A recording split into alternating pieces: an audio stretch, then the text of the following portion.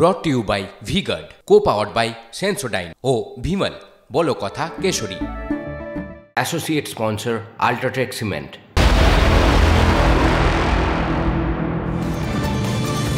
ভোটবঙ্গে back to back প্রধানমন্ত্রী নরেন্দ্র মোদী তিনটে সভা মঞ্জিরা, এবং আমরা প্রত্যেকটা জায়গাতেই দেখেছি দুর্নীতি ইস্যুটাকে হাতিয়ার করে বক্তব্য রেখেছেন প্রধানমন্ত্রী। এবং সদ্য যারা আন্দোলন করছেন চাকরি প্রার্থীদের পাশাপাশি চাকরি হারারা, আর এবার সেই যোগ্য চাকরি হারাদের পাশেই দাঁড়াচ্ছেন প্রধানমন্ত্রী। তিনি স্পষ্ট জানিয়ে দিয়েছেন তাদের পাশে দাঁড়ানো হচ্ছে, এবং তাদের পাশে দাঁড়াতে সুকান্ত মজুমদারকে তিনি বলেছেন লিগ্যাল সেল এবং সোশ্যাল মিডিয়া একটা সেল তৈরি করতে, যাতে তাদেরকে জাস্টিস দেওয়া যায়। এত দুর্নীতি হয়েছে তবু ক্লান্তি নেই। বঙ্গে ভোট প্রচারে মঞ্চ থেকে যোগ্যদের পাশে থাকার কিভাবে বার্তা দিয়েছেন নমো, শুনুন। और मैं मेरे अध्यक्ष जी यहां बैठे हैं बंगाल के, मैं उनको एक सुझाव देता हूं कि ये जो शिक्षक भर्ती घोटाला हुआ है, लेकिन उसमें बहुत निर्दोष लोग भी हैं जो सचमुच में शिक्षक की नौकरी के हकदार है। ये बाकियों के पाप के कारण ये निर्दोष लोग भी मुसीबत में गिर गए हैं। मैंने पश्चिम बंगाल के हमारे बीजेपी के अध्यक्ष से कहा है कि हम पार्टी के तौर पर ये जो शिक्षक भर्ती में जिनकी नौकरी गई है उसमें नेक ईमानदार लोग हैं, हम उनकी मदद कैसे कर सकते हैं। मैंने बंगाल बीजेपी से कहा है कि प्रदेश स्तर पर एक लीगल सेल और एक सोशल मीडिया प्लेटफॉर्म बनाया जाए। इससे उन लाभार्थियों को मदद होगी जो डॉक्यूमेंट्स सही होने के बाद भी इस घोटाले के शिकार हुए हैं। बीजेपी ऐसे अभ्यर्थियों को कानूनी सहायता भी देगी और उन्हें न्याय दिलाने के लिए पूरी ताकत से काम करेगी। প্রধানমন্ত্রী নরেন্দ্র মোদী সুকান্ত মজুমদার রাজ্যের বিজেপি সভাপতি, তাকে দায়িত্ব দিলেন, চাকরিহারাদের পাশে দাঁড়াতে বললেন এবং legal cell social media cell খোলার দায়িত্ব তাকে দিলেন। সেই দায়িত্ব পাওয়ার পর সুকান্ত মজুমদারের কি রিয়াকশন শুনবেন। মাননীয় প্রধানমন্ত্রীর নির্দেশ অনুসারে আমরা বলেছিলাম যে আমরা লিগ্যাল সহায়তা দেব, পুরো লিগ্যাল সহায়তা দেব, এবং তার সাথে সাথে উনি যে সোশ্যাল মিডিয়াতে একটা হেল্প ডেস্ক তৈরি করতে বলেছেন, এটা আমরা নতুনভাবে আবার ইমপ্লিমেন্ট করব। অলরেডি আমরা লিগ্যাল সহায়তা দিতে শুরু করেছি, কিছু লোকের সাথে কথা হয়েছে, যারা যোগ্য চাকরি প্রার্থী তাদের পাশে ভারতীয় জনতা পার্টি আছে। কাজ শুরু হয়ে গেছে, অনেকে যোগাযোগ করেছেন, তার এই কোনো সংগঠনকে আমরা বাইরে থেকে সাহায্য করছি। আমাদের তাদের চাকরিটা বাঁচানো মূল বিষয়, বিজেপির প্রচার নেওয়াটা মূল বিষয় নয়।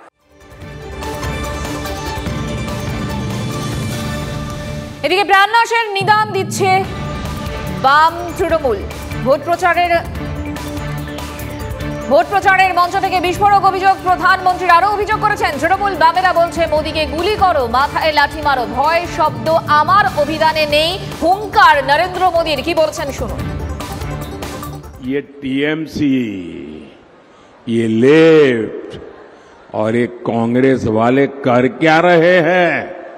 मोदी का सिर लाठी मारकर फोड़ देंगे। ये कहते हैं मोदी को गोली मार दो, लेकिन मैं भी डरने वालों में से नहीं हूं। और ये नामदार लोग समझ लें, कामदार कभी डरते नहीं हैं। ये नामदार लोग समझ लें, गरीब ने कभी डर करके जिंदगी जी नहीं है, और मैं गरीबी से निकला हूं तो डरना तो मेरी डिक्शनरी में ही नहीं है। और हम गरीब लोग जीत के बड़े पक्के होते हैं। एक बार ठान लिया मतलब ठान लिया।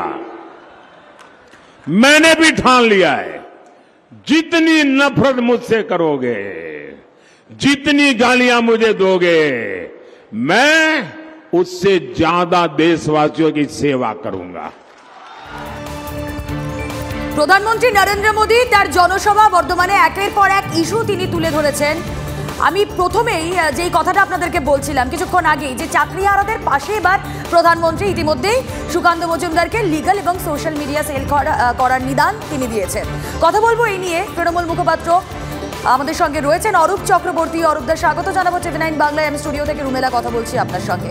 চাকরি হারা যারা রয়েছেন, যোগ্য চাকরি হারা, এবার তো তাদের পাশে দাঁড়াচ্ছেন প্রধানমন্ত্রী। ইতিমধ্যেই সুকান্ত মজুমদারকে দায়িত্ব দিয়ে দেওয়া হয়েছে। রুমেলা, টিভি9 বাংলার সব দর্শককে সুপ্রভাত। এই প্রচন্ড গরমে সবাই শান্ত থাকুন, ঠান্ডা থাকুন, লেবু জল খান, ওআরএস খান। দ্বিতীয় কথা, বাঙালিরা খুব রাবড়ি খেতে ভালোবাসে। রাবড়ি বানানো কিভাবে হয় জানেন? আঁচ দেওয়া হয় আর ওপর থেকে ফু দেওয়া হয়, ঠান্ডা করা হয়, পাখার বাতাস দেওয়া হয়। নিচ থেকে আঁচ দেওয়া হবে, ওপর থেকে পাখার বাতাস দেওয়া হবে। অভিজিৎ গাঙ্গুলি বলবেন যে ঢাকি সহ বিসর্জন দেওয়া হবে। অভিজিৎ গাঙ্গুলি বলবেন যে সবাই চাকরি খেয়ে নেব, বেশ করেছি। আর সেই অভিজিৎ গাঙ্গুলিকে বিজেপি তমলুক কেন্দ্রে প্রার্থী করবে। আর মোদিজি এসে বলবেন না না, যোগ্য প্রার্থীও রয়েছেন। একদিকে ঢাকি সমেত বিসর্জন, একদিকে যোগ্য প্রার্থীদের পাশে বিজেপি আইটি সেল দাঁড়াবে।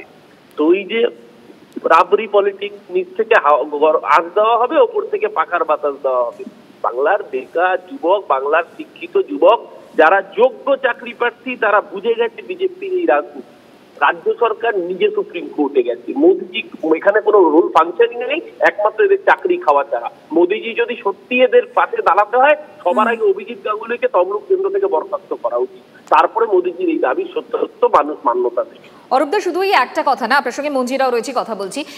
অরূপদা, প্রধানমন্ত্রী অনেকগুলো অভিযোগ করেছেন, তার মধ্যে আরো জোরালো ভাবে তিনি বলছেন যে তাকে গুলি করো, মাথায় লাঠি মারো, এই ধরনের নিদান কারা দিচ্ছে?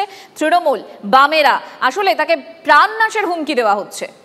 দেখুন, মোদি এখন আর মোদি কা গ্যারান্টি বলছেন না। মোদি যে এখন হিন্দু মুসলমানে চলে গেছেন, গুলি করো তো কালচারটা ভারতবর্ষের মানুষ দেখেছে। ওনার মন্ত্রী অনুরাগ ঠাকুর, দেশকে গদ্দারো কো গোলি মারো সালো কো, এটা ওনাদের সংস্কৃতি। এটা বাংলার সংস্কৃতি নয়। বাম, কংগ্রেস, তৃণমূল, আমাদের মধ্যে হাজার লড়াই থাকতে পারে, কিন্তু কেউ মোদিজিকে গুলি করার কথা বলবে না। মোদিজি এখানে অতিথি, আমাদের দেশের প্রধানমন্ত্রী, উনি এসছেন, রাজভবনে থাকুন। বরঞ্চ মোদিজি যে রাবড়ি বানানোর কথা বলছেন, মানে শিক্ষকদের তলা থেকে আগুন দেবেন আর ওপর থেকে বাতাস করবেন, মোদিজি এখানে এসেছেন, ভালো করে রাবড়ি খেয়ে যাবেন। মোদিজিকে আমরা আমন্ত্রণ জানিয়ে রাখলাম। মোদিজি আমাদের রাজ্যের অত্যন্ত গুরুত্বপূর্ণ অতিথি। মোদিজি দেশের প্রধানমন্ত্রী, কেউ ওনাকে গুলি করার কথা বলেনি। অরূপদা, আপনি আমাদের সঙ্গে থাকুন। এই অতিথি এই বঙ্গোপসাগরে এসে আরো কি বলেছেন আপনি প্লিজ শুনুন, আমি তারপর আপনার রিয়াকশন নেব। বিরোধীদের ধর্মের রাজনীতি নিয়ে তোপ দেখেছেন প্রধানমন্ত্রী। বাংলায় হিন্দুদের উপর অত্যাচার, জয় শ্রীরাম শুনলে তৃণমূলের জ্বর আসে। শুনুন। 2 चरण में उनकी दुनिया डूब चुकी, तो खुलेआम एक नया खेल लेकर के आए हैं। और पढ़े लिखे कांग्रेस का खासम खास परिवार उसका प्रवक्ता है। अब ये कहते हैं मोदी के खिलाफ वोट जिहाद करो। दशकों से ये वोट जिहाद का खेल पर्दे के पीछे चलता था, चुपचाप चलता था। पहली बार वो इतने हताश और निराश हो चुके कि खुलेआम अब वोट जिहाद की सार्वजनिक माइक पर घोषणा कर रहे हैं। इसलिए वोट जिहाद की इस अपील पर कांग्रेस का शाही परिवार चुप है। कांग्रेस हो, लेफ्ट हो, टीएमसी हो, ये इंडी अलायंस के जो भी चट्टे बट्टे हैं, सारे के सारे वोट जिहाद से सहमत है। ये कैसे लोग हैं? जय श्री राम के उद्घोष से उनको आपत्ति है। जय श्री राम बोलो तो उनको बुखार आ जाता है।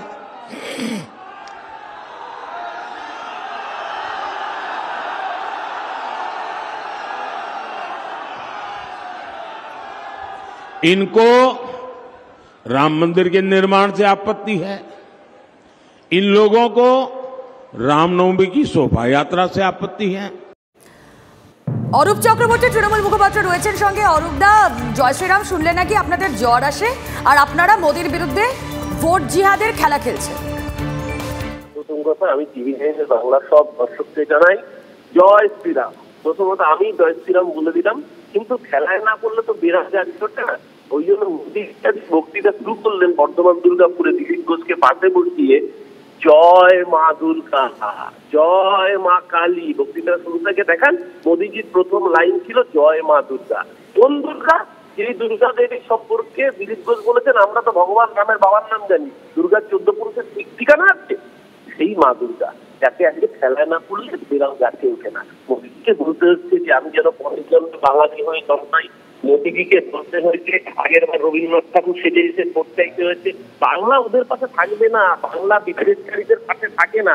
আগে মোদীজি জবাব দিন প্রজ্জ্বল রেখান্না যে 2500 বেশি মহিলার ধর্ষণ শ্লীলতাহানি করে তাদের ভিডিও মোবাইলে তুলে ব্ল্যাকমেল করেছিল, তার জন্য মোদীজি কেন নির্বাচনী জনসভায় ভোট চেয়েছিলেন? সে ভোট নিতে অনেক ধন্যবাদ অরূপদা আমাদের এতটা সময় দেওয়ার জন্য। Brought to you by V Guard, co-powered by Sensodyne ও ভিমল বলো কথা Kesari. Associate sponsor UltraTech cement.